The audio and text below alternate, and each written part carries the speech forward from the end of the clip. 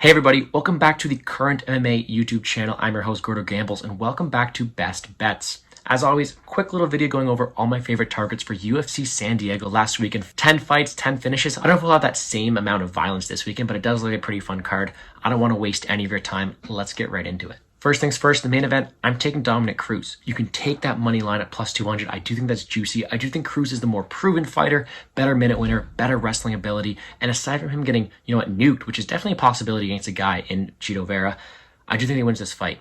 But there are also better ways to target it. Let me get real cute real quick. DraftKings has Cruz decision only line. That is sitting at plus 150. I do think he wins the decision more likely than Vera does at a really high clip. Plus 150, that bet just means really, if this fight finishes, you get your money back. The only way you lose this bet is if Vera wins a decision. I don't necessarily think that's too likely of an outcome. The better minute winner is going to be Cruz. I think the better path to victory for Vera is going to be that knockout, which isn't impossible. Again, not something very likely though. I love that bet. Another thing you can take too is Cruz most takedowns, minus 125. That is gorgeous. He's the better grappler here. Vera's going to want to keep it standing, want to strike, want to display some of that power. I do think that most takedowns is the way to go. But give me Cruz plus 200, give me Cruz decision plus 275. Like I said, better minute winner, better control grappler, more takedown upside, and very good in and out striking. That's just really funky and really hard to deal with. Give me him all day. Next up, another underdog. Look at me go. We're taking Devin Clark plus 140. I do think that he is the wrongful underdog. I think he should be the favorite in this spot. Azamat Murzakanov, where he is undefeated, he leaves a lot to be desired. He was being beaten by Tafon Achiuwi until he got that miracle flying knee.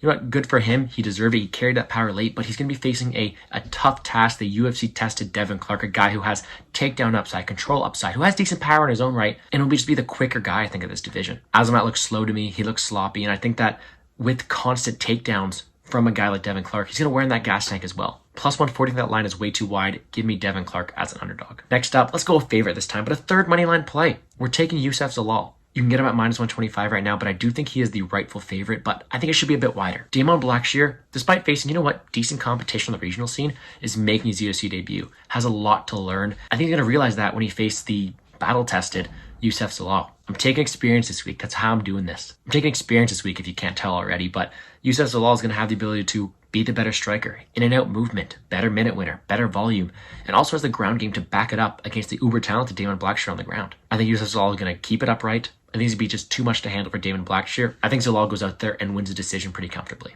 Minus 125, a bit too short. I love that this week. Quickly, I'll touch on the same bet I made last week. I want to keep it going again. Lipski under 2.5. I got it at plus 175. You can still get it at plus 150.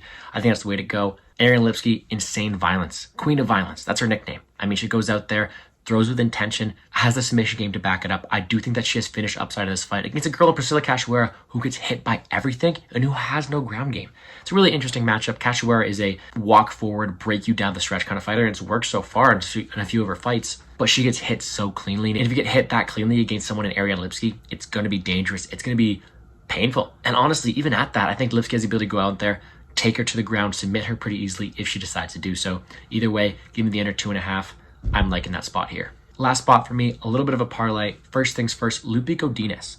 Big favorite, rightfully so. Facing Angela Hill, someone who has a decent takedown defense on paper, but Godinez, her full family's Olympic wrestling. She showcased that her last time out. She's going to have the ability to go out there, get takedown after takedown, get control time, and win a decision pretty convincingly. Angela Hill isn't a finisher. Godinez doesn't have to worry about that. I think Godinez has the ability to rinse and repeat, get her down, and justify her price tag. Second leg to this, though, is going to be the under in the Silva and GM3 fight. Another pretty binary fight, in my opinion. You have Silva, the insane power puncher, but with no ground game, versus the insanely talented submission artist in GM3, who has no chin. Very ironic, very dual-sided. I think it's pretty simple. GM3 sub early, or a Silva KO. Insane power for Silva, insane grappling ability for GM3. I think this fight ends one way or the other. I love that parlayed up. But that's going to do it for me here on the Current MMA YouTube channel. Hopefully you guys have gained some knowledge, gained some wisdom, and a quick look into what I'm playing this weekend at UFC San Diego.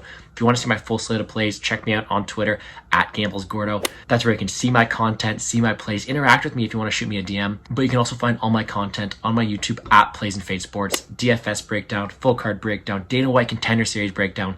That's where it is. With that being said, guys, I hope you guys enjoy the fights tomorrow. I hope you guys enjoyed this content. Make sure to leave a like and subscribe to the channel, and let's make some money, guys.